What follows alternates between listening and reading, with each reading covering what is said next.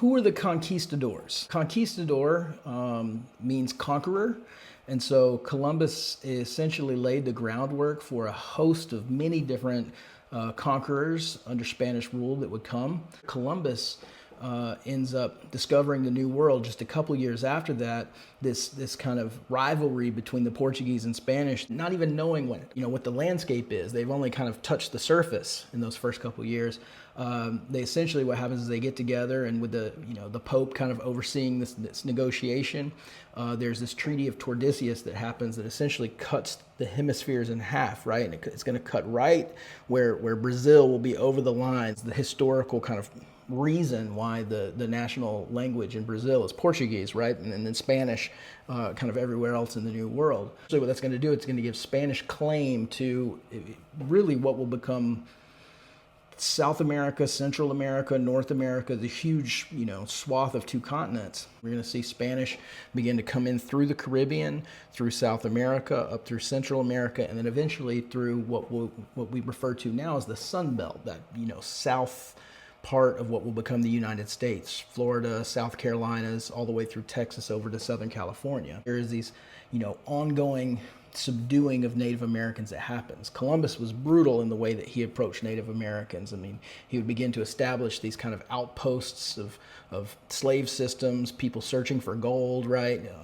Require things of them, cut hands off, noses off if they weren't, if they didn't abide by the rules or do as though he thought that they should do.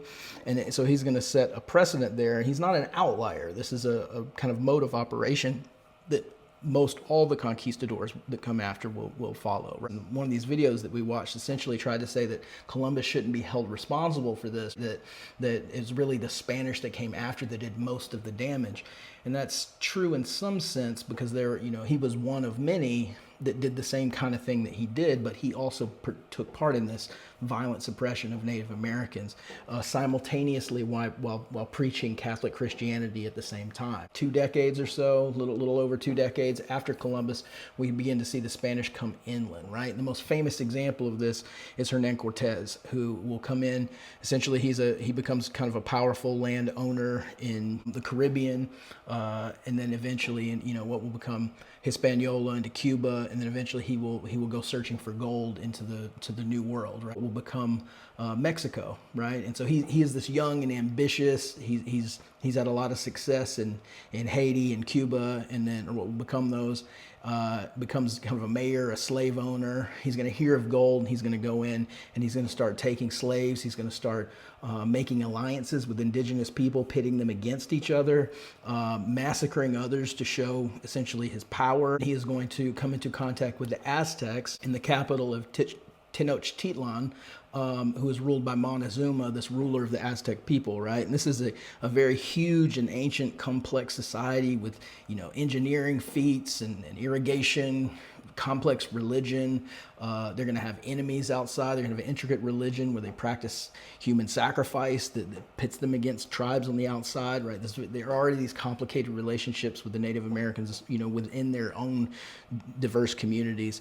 And Cortez is going to essentially come in and try to utilize tensions like that in order to overcome the Aztec people. And this is a long, protracted battle where he essentially goes in. He's welcomed at first, and then he takes Montezuma hostage, and then he tries to rule through him for a while. Eventually, his people end up massacring the elites inside the city, and then they run for a while, and then they come back and retake the city. It's this long, ongoing process that becomes extremely bloody, and eventually Cortez is able to overtake Tenochtitlan, and he renames it Mexico City, eventually be the capital of New Spain under Cortez, right? And he becomes the governor.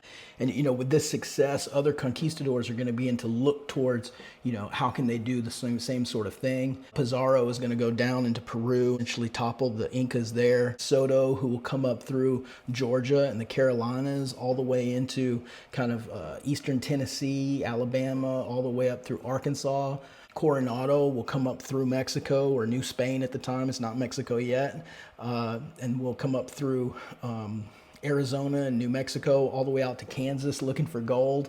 And I can tell you, I've driven my motorcycle across Kansas numerous times, and there is no gold in Kansas. Cabrillo eventually, in the 1540s, will end up coming up through California and then Southern California. I want us to think about, as Spain begins to spread its empire throughout South America up into Central America, creating New Spain and this kind of center of a colonial authority, eventually up into what will become the United States later. They established a slave system called the encomienda, a land grant system where these conquistadors are essentially go out, they conquer native places, and they're given this land grant, and the idea is that they can take the native people as essentially slaves. The idea here is that it's forced labor, that they bring civilization, Catholicism, in their minds, true religion. Remember Columbus in his journals, he says these people don't have religion. Of course they did, but he interprets it as not religion because it's not Catholicism, and this is very common at the time, right? So the idea is they will come in and they will subdue the native people, they will teach them, dress like Spanish people, put clothes on, pray to the Christian God and not diverse gods or polytheistic gods, act like a Christian, and in turn of giving that, what they see as giving true civilization, they will require forced labor, the mining of raw materials. They'll be able to pull their resources from them as well. Simultaneously, while they're continuing to kind of press Western ideas and Catholic Christianity onto them, is the encomienda system begins to spread throughout the New World, it's gonna go in tandem with these Spanish missions. Right? Missions are little outposts that are gonna go alongside, where there'll be an overseer, and then this colonial rule, but then there'll also be priests that will come and essentially teach Native Americans Catholic Christianity. Mission system is gonna go all through Florida. If you think of St. Augustine, this is like the oldest continuous city,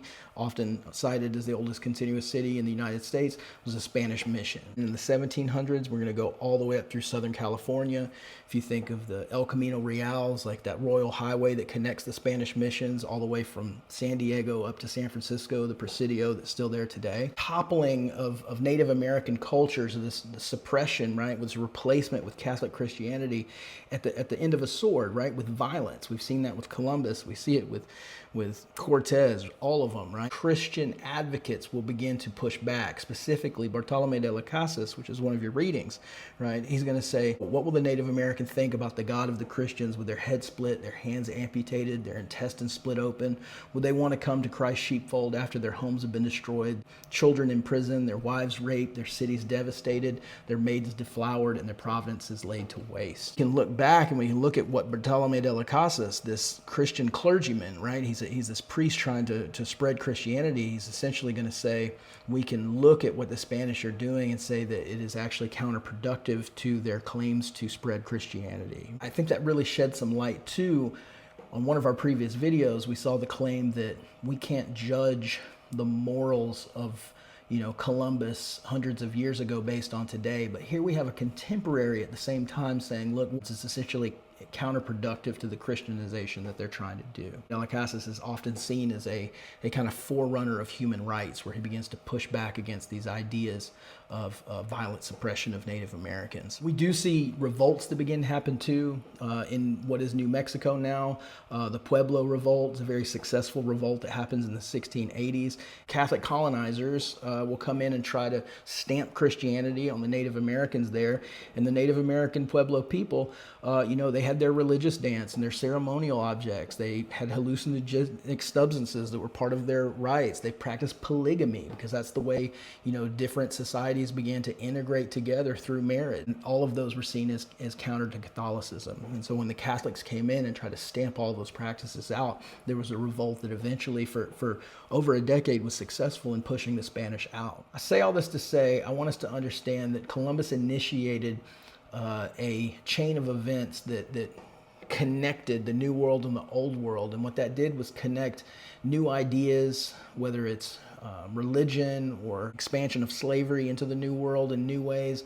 I want us to also think about how it laid the groundwork for what is known as the Spanish Golden Age, right? Where Spain has this huge primacy of the New World, and they're able to dominate it in ways that is unparalleled by other colonial outposts at the time, more than the Portuguese, more than the English. and we'll see why that's the case in a future lesson. But I want us to understand that Catholic Christianity is what drove this subjugation of the New World. It's that they're not going to see the push for material resources, the desire for gold, power, extension of slavery as counter to the extension of Christianity. But that's not to say that there weren't dissident voices within there that began to point towards the inconsistencies. The extension of empire at the point of a sword actually is counterproductive. So although the majority of the conquistadors or the Spanish colonization efforts will be very violent and have this version of Christianity that doesn't see that as contradictory, there were dissident voices that began to point to that as contrary or contradictory. So 50 years after Cortez entered Mexico, violence and disease had brought the population to 10% of what it was when Columbus. It's an estimated 90% of people who were wiped out by violence, famine, disease, this contact that had long-lasting detrimental effects. When we come back, we're going to talk about the Renaissance and the Reformation. And that's going to help us understand how it is that Catholic Spain was able to take the New World in such a uniform way, while other parts of Europe, the English in particular, were busy killing itself over wars with religion.